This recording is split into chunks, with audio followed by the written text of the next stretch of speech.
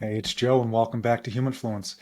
Today we're diving deeper than ever into the paths we walk, the role of the subconscious mind, and how it sometimes leads us astray with self-sabotage. I'll share personal stories about my experience as a deputy, where I navigate chaotic environments while keeping a level head, and my journey into psychic mediumship, where imposter syndrome hit me hard.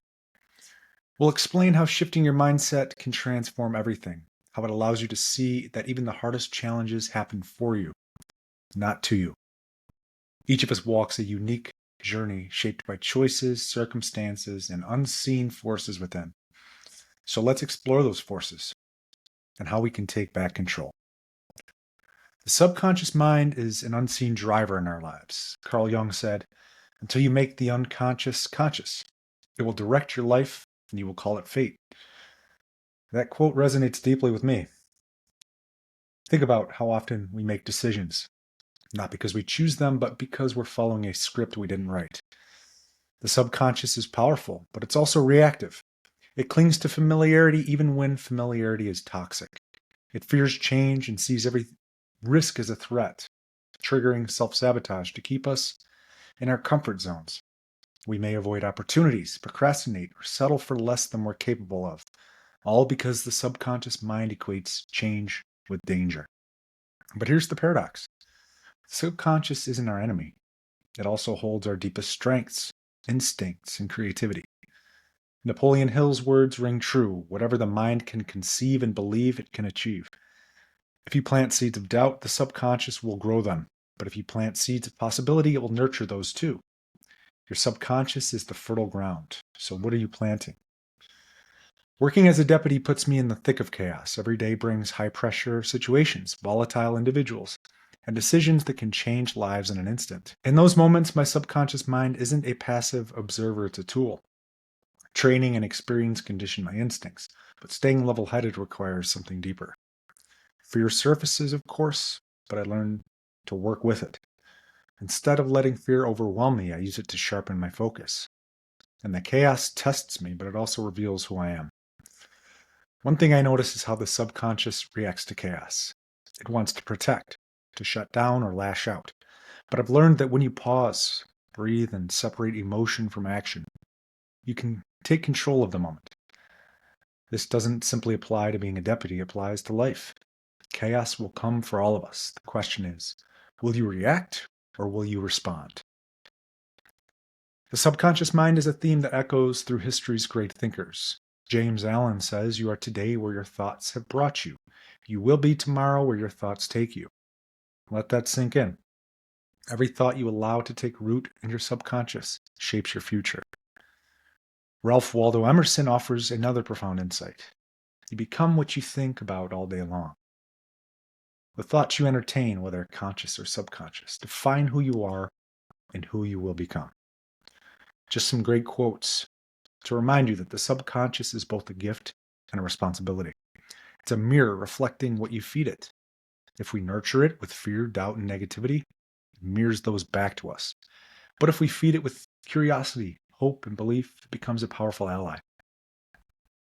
When I stepped into psychic mediumship, imposter syndrome hit me like a wave. Every session, every reading, that voice in my head whispered, who are you to do this? What if you're wrong? What if people think you're a fraud? Even when clients validated my work, the doubts lingered. Imposter syndrome feeds on comparison. You look at others and think they're more experienced, they're more gifted. They belong here, I don't. But here's what I've learned. No one starts as an expert. Every master was once a beginner.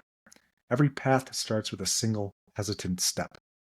Over time, I realized that imposter syndrome isn't a sign of failure, it's a sign of growth. It means you're stepping into something bigger than yourself, something that challenges you to expand. And when I shift my mindset from fear to curiosity, those doubts lose their grip. I ask myself, what can I learn from this moment? How can I grow into this role? That simple shift changes everything. But there's self-sabotage. It's the subconscious mind's way of protecting you. It's not malicious, it's just misinformed. It sees challenges and thinks, danger, stay safe, so it convinces you to procrastinate, avoid risks, or settle for mediocrity. The first step to overcoming self-sabotage is awareness. When you notice yourself hesitating or avoiding something, ask, what am I afraid of? What story is my subconscious telling me? Naming the fears takes away their power. Visualization is another tool. Picture yourself succeeding, not vaguely, but in vivid detail. Imagine the sights, sounds, and emotions of achieving that goal. The subconscious doesn't know the difference between imagination and reality, so visualization rewires it to support you instead of holding you back. It's all about mindset. It changes the entire game. Instead of seeing struggles as obstacles, see them as opportunities. For every failure holds a lesson. Every challenge sparks growth. And one of the most profound shifts I've made is in realizing that everything is happening for me, not to me. When you approach life in that perspective, even the hardest moments take on purpose. The subconscious mind resists change, but when you consciously choose positivity, it starts to align with your intentions. So, here are some tools I use to work with my subconscious mind. Journaling. Writing down fears, doubts, and beliefs helps to see them clearly. Once they're on paper, they lose their hold. Affirmations. Replace negative self-talk with things like I am capable and worthy.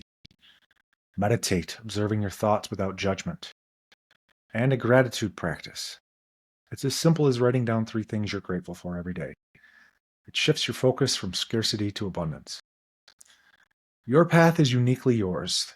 The subconscious mind may try to lead you astray, but it's also your greatest ally when you understand it. Imposter syndrome and self-sabotage aren't signs of weakness. They're signs you're stepping into something meaningful.